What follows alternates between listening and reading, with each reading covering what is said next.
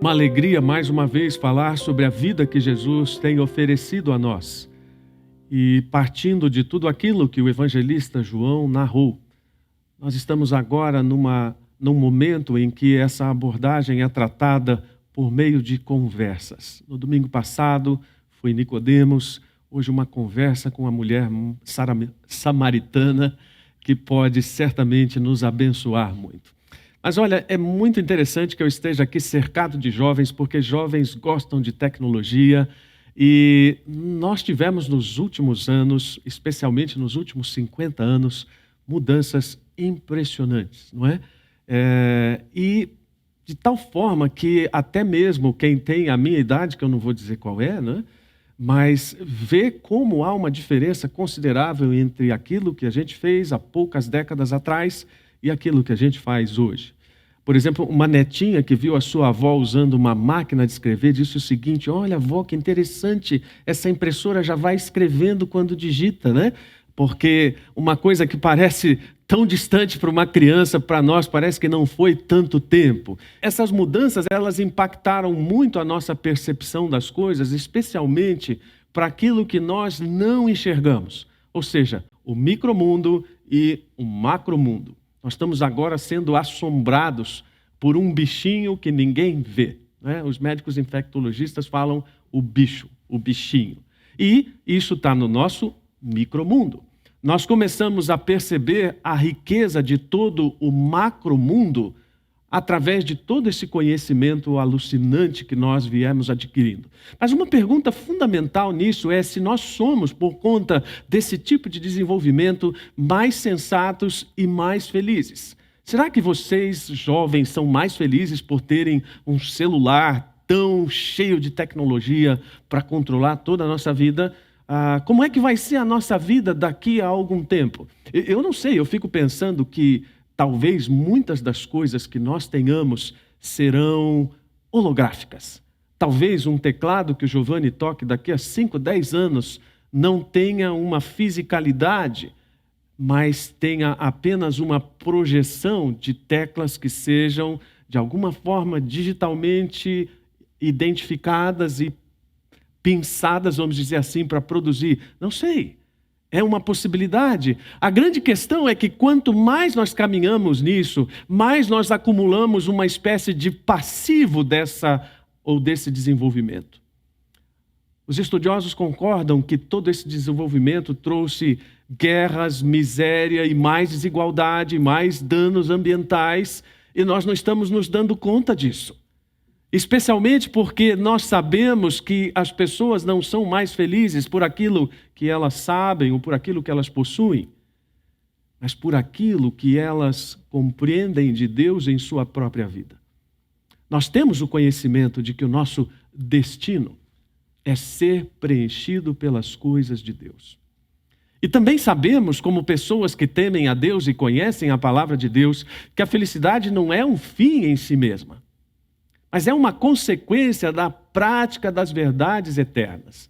Não só eu, mas outros pastores que têm pregado aqui já têm afirmado isso.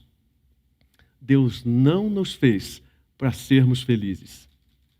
Eu sei que essa é uma mensagem que agrada as pessoas, né? Olha, Deus quer que você seja feliz. Não, nós temos corrigido sempre isso, dizendo: Deus quer que você obedeça a Ele. Deus quer que você seja submisso a Ele. E nisso, então, você encontra a felicidade. Mas para que isso aconteça, é preciso que haja uma mudança de percepção daquilo que é mais concreto para aquilo que é mais abstrato. Quando nós falamos agora há pouco sobre o desenvolvimento da tecnologia, o aspecto que eu quis mencionar foi exatamente esse. A tecnologia está nos levando cada vez mais longe daquilo que nós podemos pegar e nos transportando para lugares que nós nunca imaginemos. Por exemplo, onde está aquele arquivo que você guardou na nuvem? Está na nuvem, agora onde? Aonde fica a nuvem? Ninguém sabe, né? Imagina um papo com a sua avó. Vó, eu guardei um arquivo na nuvem. Nossa, minha filha, as coisas já estão assim nesse mundo. Você guarda as coisas na nuvem e elas não caem, não é? Onde está o dinheiro que você tem no banco? Você sabe, Giovanni? Queria saber, viu? né? Nós não sabemos mais qual é a relação e com certeza essas pessoas que eu disse com mais idade, menos tecnologia, sofrem, né? Vocês sabem aquela da velhinha que foi ao banco fazer um saque? Da velhinha não, perdoem, da senhora idosa, que foi ao banco fazer um saque e então o rapaz do caixa disse: minha senhora, não vamos poder lhe atender agora porque o banco foi assaltado, nós estamos trabalhando ainda em capacidade parcial. E ela olha para o extrato e diz assim: bem que eu notei que o saldo está mais baixo mesmo, né? A relação entre a fisicalidade e a abstração da coisa tem mudado de uma forma impressionante.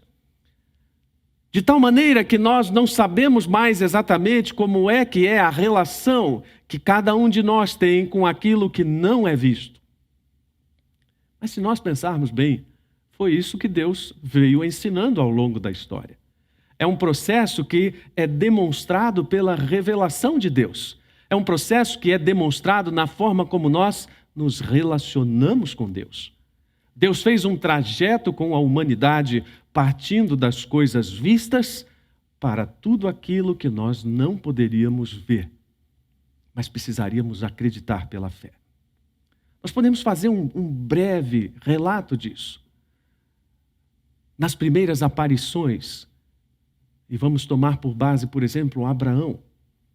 De alguma forma, Deus se faz visível a Abraão, para que Abraão pudesse compreender a sua mensagem. Deus se torna concreto para que Abraão pudesse confiar naquilo que estava sendo dito e acreditar aquela mensagem ao Deus Altíssimo e Todo-Poderoso, Criador dos céus e da terra, que ainda não era conhecido, muito embora fosse, e nós temos relatos disso, adorado em plano global, sim. O livro de Jó é uma das provas disso. Depois disso, nós temos a aparição a Moisés e a libertação do povo do Egito.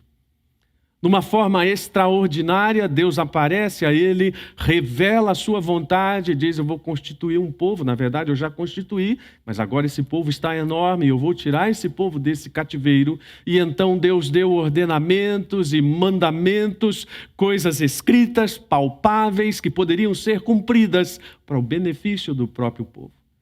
Depois então vieram as instruções sobre a adoração, todas elas concretas, a respeito de um tabernáculo, como ele deveria ser feito, as medidas exatas, as cores, os formatos. Aliás, isso me impressiona, né? Deus é designer, não é? Eu fico pensando, às vezes, escolhendo as combinações de cores que eu vejo lá, eu nem gosto muito, né? Por exemplo, roxo não é uma cor que a gente usa muito, mas está lá, Deus escolheu roxo como uma das cores. E depois, então, ele deu instruções sobre como construir o templo, medidas, lugares, e tudo que Deus queria era estabelecer pontos de contato com o sagrado, estabelecer gradações nesse acesso a ele. Quer dizer, aqui é o lugar santo, e para chegar no lugar santo, você vem por este caminho. E depois a encarnação de Cristo. Ou seja, é um processo que passa por uma transformação de percepções, mas que nasce num momento da história em que o mundo estava mergulhado na idolatria. Quando Deus tira o povo do Egito, há um momento global em que ele precisava mostrar a todos os povos que ele era o único Deus que precisava ser conhecido. E a palavra que a Bíblia diz para isso é que Deus precisava abençoar todas as pessoas. Essa é uma palavra que tem o sentido de dar propósito às suas criaturas de tal forma que elas tenham uma vida plena. Essa é a intenção de Deus. Desde o começo, Deus trabalha com isso, e esse é o tema principal da Bíblia, a bênção de Deus sobre todos os povos da terra, sendo Abraão abençoado em primeiro lugar. Não é à toa que os profetas falam tanto sobre isso. Malaquias, por exemplo, diz: contudo, meu nome é honrado de manhã até à noite por pessoas de outras nações. Em todo o mundo oferecem incenso e sacrifícios puros em minha honra, pois meu nome é grande entre as nações, diz o Senhor dos Exércitos. Mas como eu falei, isso aconteceu por meio de um processo. Há vários textos na Bíblia, já que eu estou hoje aqui com jovens, né? Vários textos que a gente poderia identificar como hashtag Fica a Dica. Né? Um deles é Hebreus 10:1, em que diz: a lei constitui apenas uma sombra, um vislumbre das coisas boas por vir, mas não são as coisas boas em si mesmo, ou em si mesmas. Em Colossenses, Paulo diz: portanto, não deixem que ninguém os condene pelo que comem ou que bebem, ou por não celebrarem certos dias santos, as cerimônias da lua nova ou os sábados, pois essas coisas são apenas sombra das realidades futuras. E o próprio Cristo é essa realidade. Lá em Hebreus também, mais uma vez, o autor de Hebreus diz: o serviço sacerdotal que eles realizam é apenas uma representação, uma sombra das coisas celestiais. Deus estava provendo para o povo lições com uma pedagogia extraordinária sobre como chegar à compreensão das coisas divinas e como entender Cristo quando ele viesse. Porque Cristo reuniria todas as expressões da plenitude dessa adoração. Ele seria a expressão de um novo povo, de um novo corpo, de um novo lugar sagrado, de um novo templo, de um novo sacerdote, de um novo rei, tudo na mesma pessoa. Corporificadas todas essas coisas no ministério terreno e depois glorificadas. O que precisamos entender nesta manhã é que nossos relacionamentos, nossas convicções e motivações devem ser significados por Cristo, ressignificados, para que a nossa adoração seja realmente verdadeira. Não é apenas um conjunto de crenças ou uma nova vida porque há uma nova fase, mas é uma vida transcendente e coerente com o caráter de Deus. E para quem Jesus dá essa lição? Para uma mulher samaritana. Tem horas que a gente lê a Bíblia entendendo o contexto e a vontade que a gente tem de dizer para Deus é: Deus, dá licença, meu. Precisava ser desse jeito? A maior lição sobre adoração não foi transmitida para as maiores autoridades religiosas da nação de Israel. Não foi transmitida aos governantes romanos. Não foi transmitida aos mestres da lei, aos catedráticos, aos homens que entendiam teologia. Foi transmitida a uma mulher samaritana. E eu não tenho tempo aqui para abordar muito isso, mas não poderia haver alguém mais à margem da sociedade do que alguém samaritano e alguém mulher. Nós não temos ideia de como os samaritanos eram odiados pelos judeus. Mas algumas citações literárias nos ajudam a pensar isso. Numa delas é dito que há duas nações que minha alma detesta e uma terceira que nem sequer é nação. Os habitantes da montanha de Seir, os filisteus, e o povo estúpido que mora em Siquém, ou seja, os samaritanos. Em outra dessas obras, chamada O Testamento de Levi, é dito: a partir de hoje, Siquém, a cidade dos samaritanos, será chamada a cidade dos idiotas, porque nós zombamos deles como se zomba de um louco. Com essas duas citações, dá para ter ideia de como os samaritanos eram odiados e de como o fato de Jesus apresentar-se àquela mulher e dar a ela a maior aula sobre adoração era realmente significativa e conexa com aquilo que acabamos de dizer, que Deus queria fazer seu nome conhecido em toda a terra. Que Deus estava estabelecendo através daquilo uma adoração sem barreiras. Jesus veio para destruir as barreiras que nós somos especialistas em construir. Aliás, se há uma coisa que nós temos habilidade para construir, é barreiras. Seu violão é corda de nylon ou corda de aço? É de aço? Então, esqueci de dizer, rapaz, que para adorar nessa igreja aqui só com corda de nylon. Eu acho que você devia ter falado, né? Esse seu piano aí tem 88 teclas ou tem menos? 88. 88? Ah, que bom. Então você está aceito, porque nessa igreja só louvamos com teclados de 88 teclas. Eu arranquei a outra. Arrancou. Percebem como ao longo de toda a história, não apenas do cristianismo, mas de toda a religiosidade humana, ela se perde em detalhes a respeito do que não é principal. Em barreiras que são construídas para dizer como eu quero que pessoas que eu considero adequadas e que são coerentes com o meu modo de pensar estejam comigo. Não estou dizendo com isso, é óbvio, que a adoração não tenha critérios. Estou dizendo com isso que tudo deve ser feito sem qualquer ordem. Não, pelo contrário. Aliás, precisamos lidar sempre com essa ideia, né? No nosso tempo hoje, de qualquer coisa pode ser qualquer coisa. Não, não é isso que eu estou pregando. Estou dizendo que aquilo que Jesus veio construir foi uma adoração sem barreiras. Quando Paulo se referiu a ela, disse, porque ele é a nossa paz, o qual de ambos os povos fez um, e derrubando a parede de separação que estava no meio.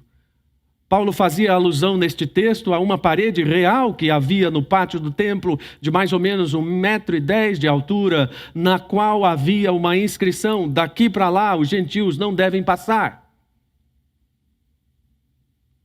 E Paulo diz, essa barreira física e espiritual está derrubada. Porque eu estou oferecendo agora uma salvação que é para todos. Uma oferta universal de salvação. Não confundir com salvação universal, na qual eu não acredito. Mas entendo que Deus ofereceu ali a expressão do seu amor, coerente também com o que o apóstolo Pedro diz, Deus não quer que ninguém se perca. E então oferece uma possibilidade de um relacionamento com Deus, contrário à espiritualidade genérica dos nossos tempos, de que qualquer caminho é o caminho, de que toda espiritualidade é válida, de que cada um tem o seu jeito de se relacionar com Deus, de que cada um tem o seu jeito de compreender. Não, Deus está colocando fim a essa compreensão em Jesus, quando diz, o caminho é um só, ele é cristocêntrico.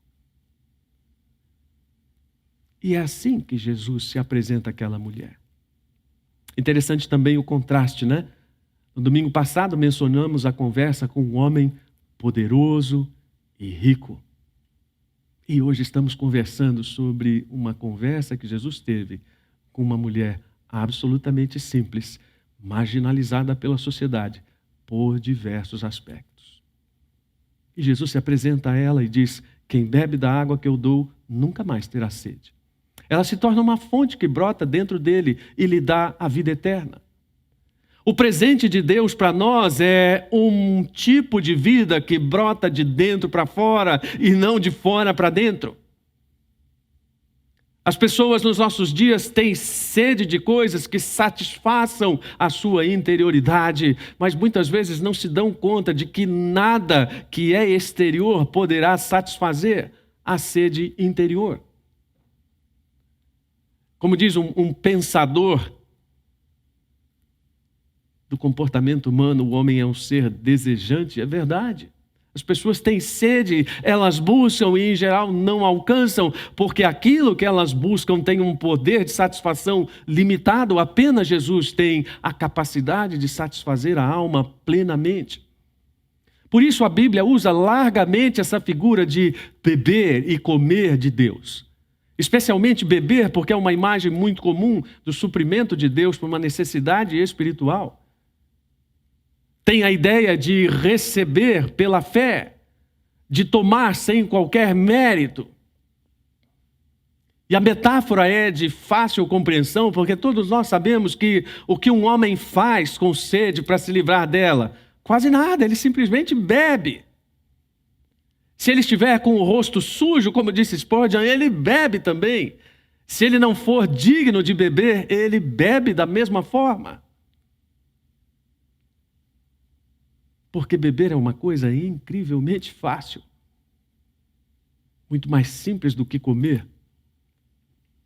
E é claro que muita gente pode dizer, puxa, mas eu bebi, eu ainda me sinto vazio. Bom, a resposta que nós temos é, beba de novo. Mas e se eu me sentir vazio, então beba de novo.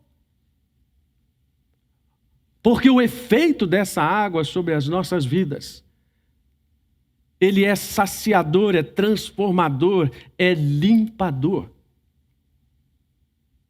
Conta-se que um sábio pediu a um dos seus assistentes que fosse buscar água no rio, mas deu a ele um cesto de vime, razoavelmente fechado, mas que obviamente por ser de vime não era totalmente fechado. E então o servo vai ao rio, enche o cesto e traz de volta para aquele homem e diz: pronto. O homem diz: mas está vazio, volte ao rio e encha de novo. E ele faz isso algumas vezes até perder a paciência, mas comedidamente ele diz: mas mestre, o cesto é de vime. Quando eu vou ao rio e do rio até aqui, a água vaza, e quando eu chego aqui não há mais água. Por que o Senhor me faz repetir isso? E ele diz: olhe para dentro do cesto. O cesto está mais limpo. O objetivo não era você me trazer a água, mas era você entender a ideia de que a água limpa, e limpa o interior. Então essa é a proposta de Jesus para a mulher. Eu estou oferecendo para você alguma coisa que pode satisfazer sua vida de dentro para fora e não de fora para dentro. E muito certamente Jesus estava fazendo uma alusão à própria vida familiar da mulher, de tantos casamentos e provavelmente de tantos desacertos. Como se ele dissesse para ela: está na hora de você mudar a chave nessa relação e passar a entender que por meio de Deus você pode ter o que alcança, transbordando do seu coração. E ele disse: se você conhecesse o dom de Deus e quem é o que te diz, dá-me um pouco de água, tu me pedirias.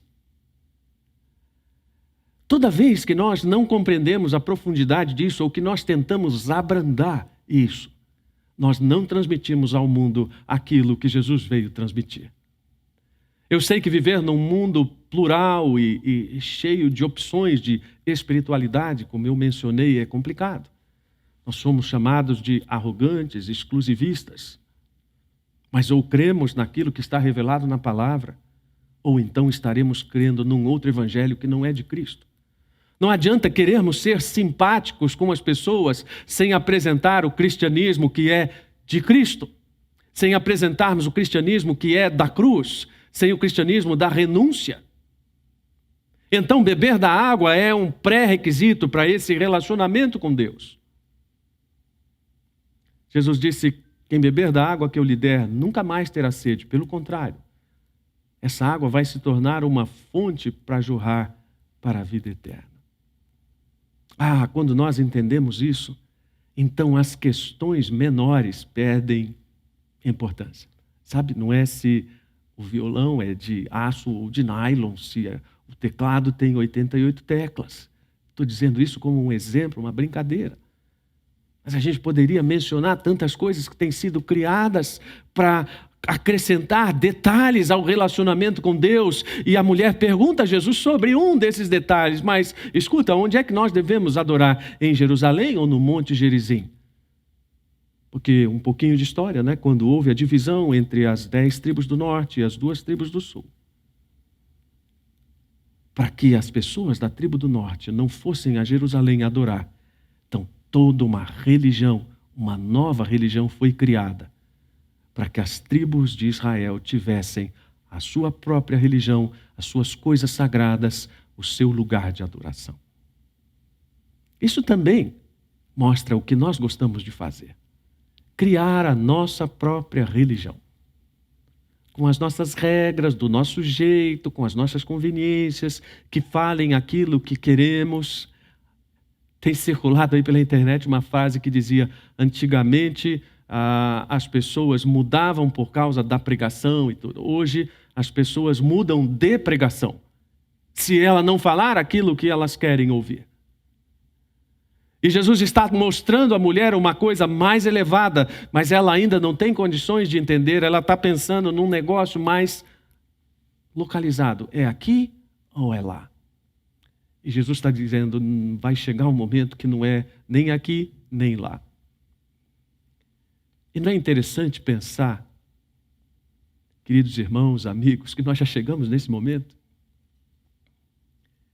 Que a nossa percepção de lugar mudou, que a nossa percepção de adoração também mudou, muito embora esteja baseada no mesmo fundamento. Nós caminhamos de coisas materiais para coisas imateriais. Eu estava imaginando, enquanto preparava este sermão, como foi quando o telefone foi inventado. Eu acredito que muitos crentes começaram a discutir se podia orar pelo telefone. Você não acha? Esse telefone, esse negócio aí deve ser do diabo. Porque é o que acontece hoje, não é? Esse culto aí que vocês fazem online, isso aí não é culto não. Culto, no meu tempo, era todo mundo junto ali reunido. Bom, quer dizer que então tudo aquilo que nós fazemos com os missionários hoje ao redor do mundo, por meio da internet, então não é aceito por Deus? A lição de adoração é clara. Uma nova adoração, uma nova perspectiva do sagrado em Cristo, daquilo que é imaterial, de um relacionamento com Deus que é baseado num coração transformado. Por isso o apóstolo Paulo disse lá em 1 Timóteo 2,8, quero, portanto, que em todo lugar os homens orem com mãos santas levantadas. Essa é uma expressão que revela como as pessoas adoravam naquela época. Hoje nós temos o hábito de orar com olhos fechados. Naquela época as pessoas oravam com as mãos levantadas e o olhar voltado para o céu. E Paulo está dizendo mais ou menos, olha, não importa se você levanta a mão, você precisa levantar mãos santas. Levante o coração. É a mesma coisa que figuradamente dizer, nós estamos aqui de corações prostrados. Quer dizer, literalmente eu não estou ajoelhado, mas eu digo, meu coração está prostrado diante do Senhor, está rendido. É algo que transcende a percepção daquilo que está à minha volta. E Jesus diz então à mulher, mulher, acredite de uma vez por todas, que essa não é uma questão agora de como as pessoas adoravam, mas de como elas vão adorar. Não é uma questão sobre as questões que serão levantadas, mas é sobre uma nova compreensão de presença, de lugar, de relacionamento, de devoção, de rituais. E foi por isso que eu falei de tudo aquilo na tecnologia no começo, porque a tecnologia é uma grande metáfora de como nós fizemos uma transição lidando de coisas materiais para passar para coisas imateriais. A diferença é que na tecnologia nós temos uma fé que nem sempre é a mesma que nós colocamos nas coisas de Deus. Mas deveríamos ter. Porque Deus está nos afirmando, e alguns domingos atrás eu disse, nós consideramos as coisas físicas mais fortes que as materiais, as concretas mais consistentes. Não. O espiritual é mais consistente. E por isso então Jesus disse também à mulher, vocês conhecem pouco de quem vocês adoram. Ou seja, vocês não sabem a quem adoram por uma coisa muito simples. Os samaritanos, por toda essa questão política, abandonaram não apenas os locais sagrados de adoração, mas abandonaram também os escritos proféticos, os salmos.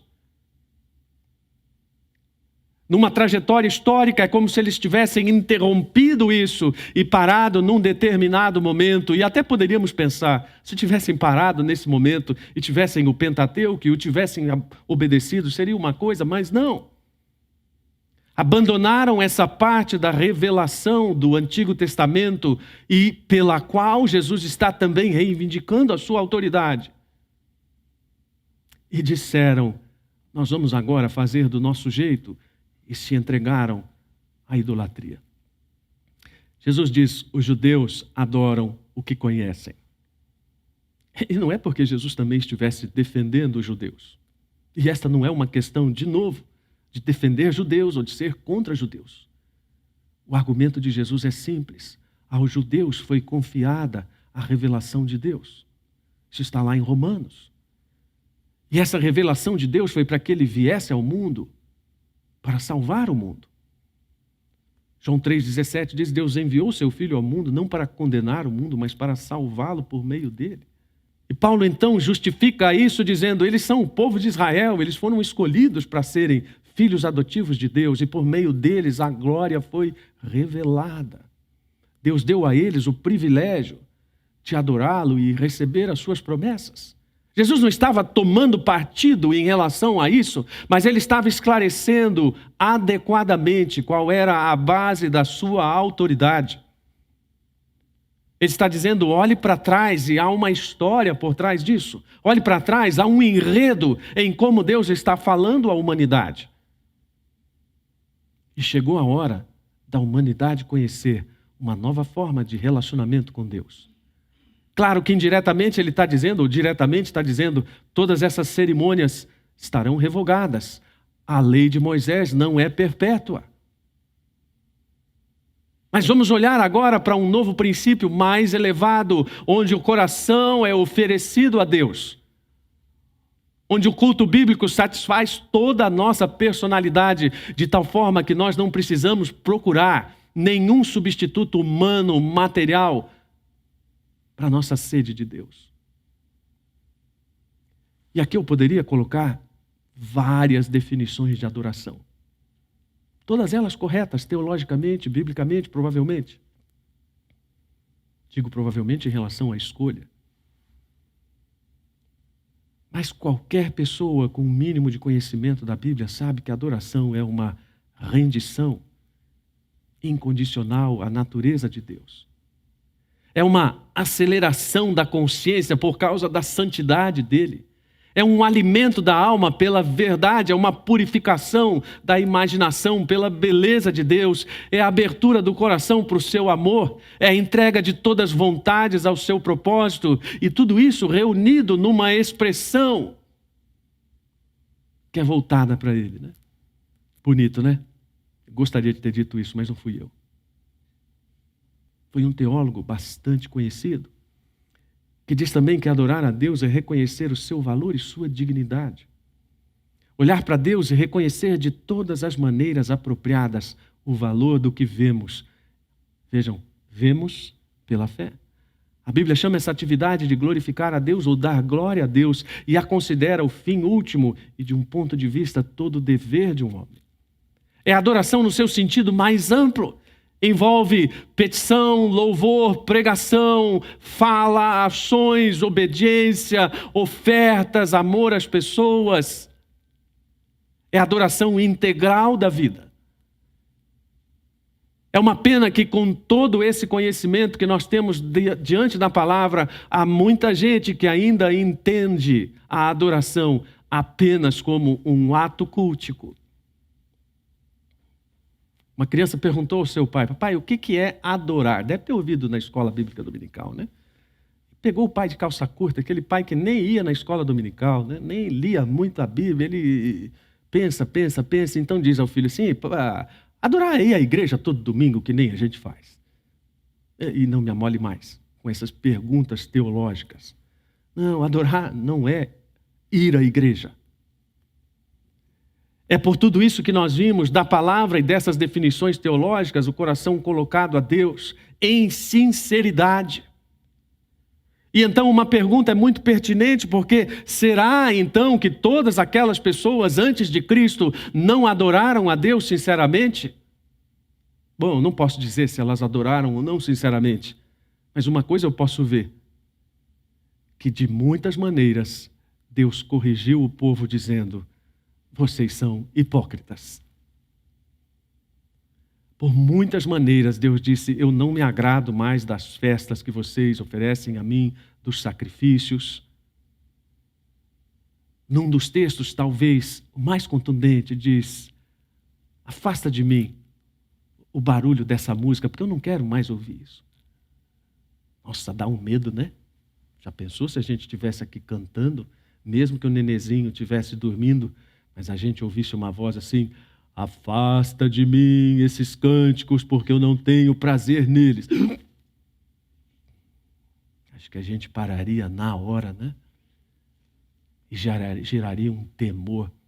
Eu já brinquei, se houvesse na entrada dos nossos lugares de culto, um medidor de sinceridade do coração. Já pensou?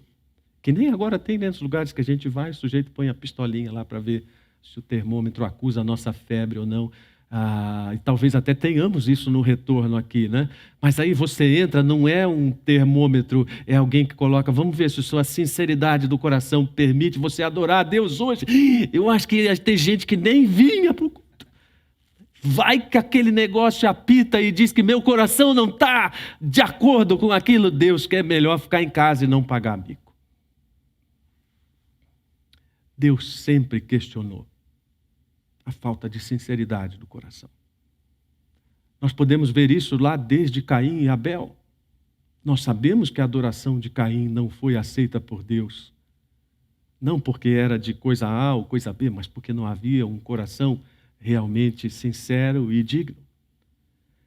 E então, se nós entendemos tudo isso que os profetas disseram e entendemos o que Jesus está ensinando, nós precisamos perceber que essa nova vida é uma vida sem hipocrisia no relacionamento com Deus e também no nosso relacionamento com as coisas mais básicas, porque já que a adoração é tudo.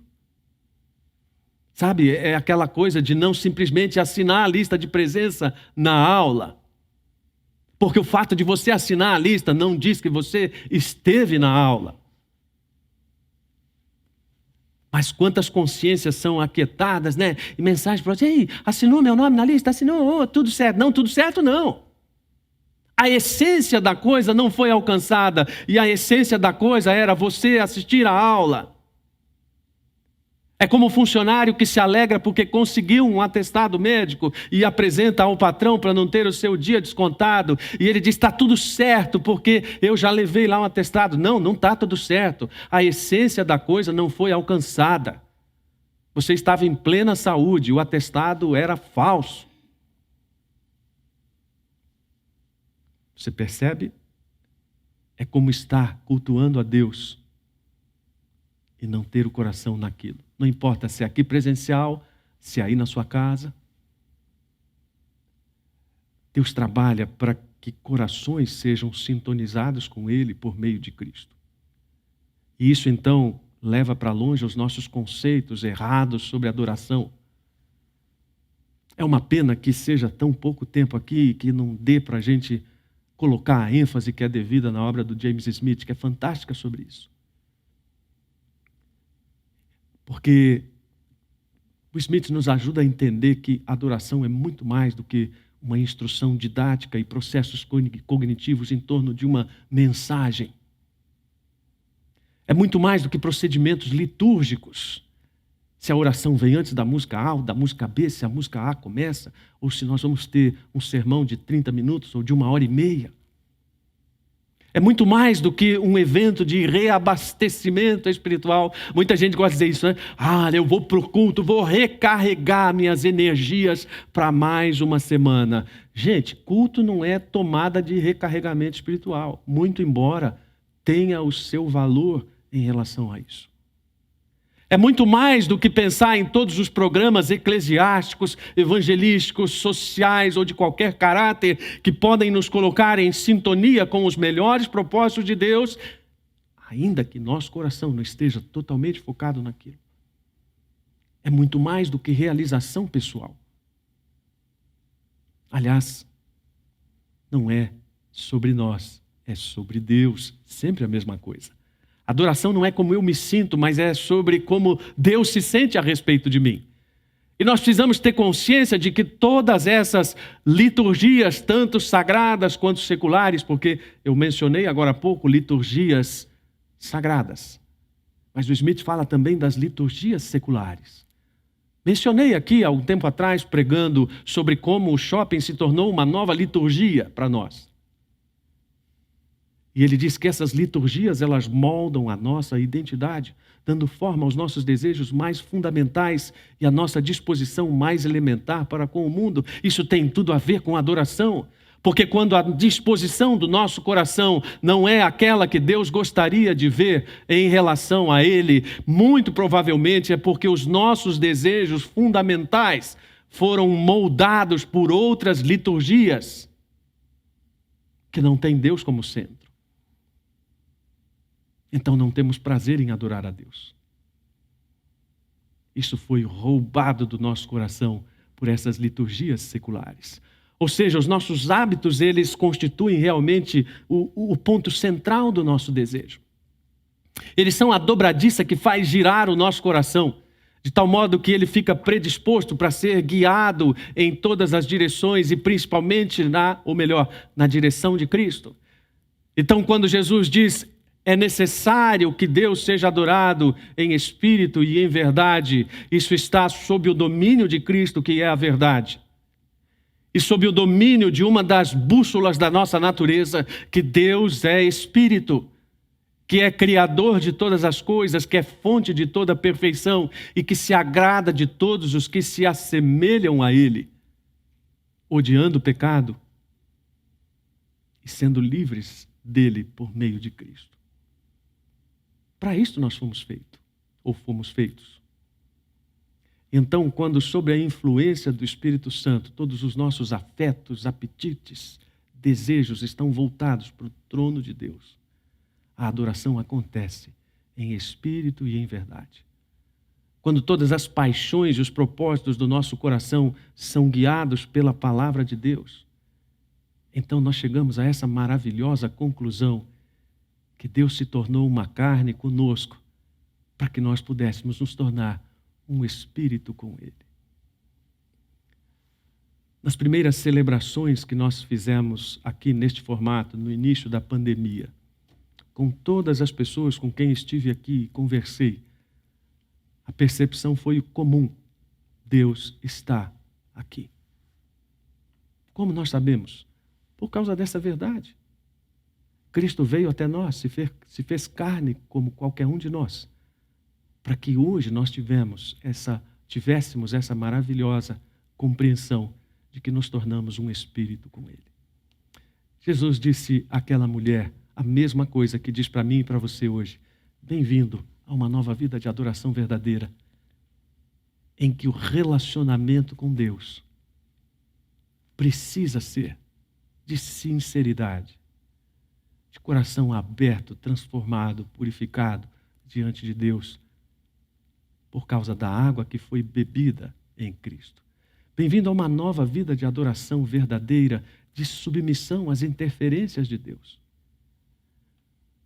Quando Jesus diz àquela mulher: você tem marido? A mulher poderia ter dito: isso não é da sua conta. Mas ela não apenas abre a sua vida, como ela aceita a interferência de Jesus. Aquela mulher simples, abrindo seu coração para Jesus, é um exemplo para nós hoje, para dizer: aceite as interferências de Deus na sua vida, submeta-se a elas. Pare de querer dar palpite para Deus a respeito do que Ele faz na sua vida. Na prática, o que nós temos dito para Deus é assim: Deus, se eu fosse você, eu não fazia isso comigo. Deus, se eu fosse você, eu não fazia isso com a humanidade. Quando, na verdade, nós deveríamos dizer: Deus, muito obrigado pelas tuas interferências na minha vida e obrigado por aquilo que o Senhor está fazendo pela humanidade. Mas é também um convite: bem-vindo à nova vida de adoração verdadeira e de uma satisfação plena em Cristo. As coisas não estão resolvidas no nosso dia a dia, é verdade, estão bem complicadas até. Tem muita gente morrendo, há muita tristeza, há muita confusão no meio político. Mas Cristo deve ser a nossa fonte de satisfação. Não é um escapismo, não é um negacionismo, não é uma compreensão equivocada da realidade. É a mais pura verdade desse relacionamento sincero.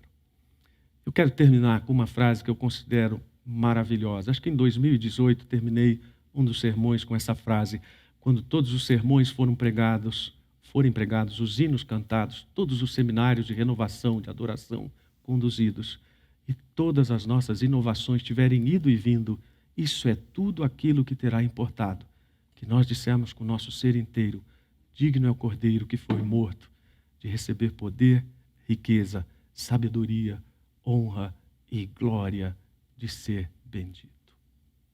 Ou seja, no final, o que importa realmente é glorificarmos a Cristo. Senhor, muito obrigado porque uma conversa com uma pessoa tão simples, 2000 anos atrás, nos ajuda tanto quanto uma conversa que o Senhor Jesus Cristo teve com uma pessoa rica e poderosa. Mas agora, essa conversa tem o tom do coração,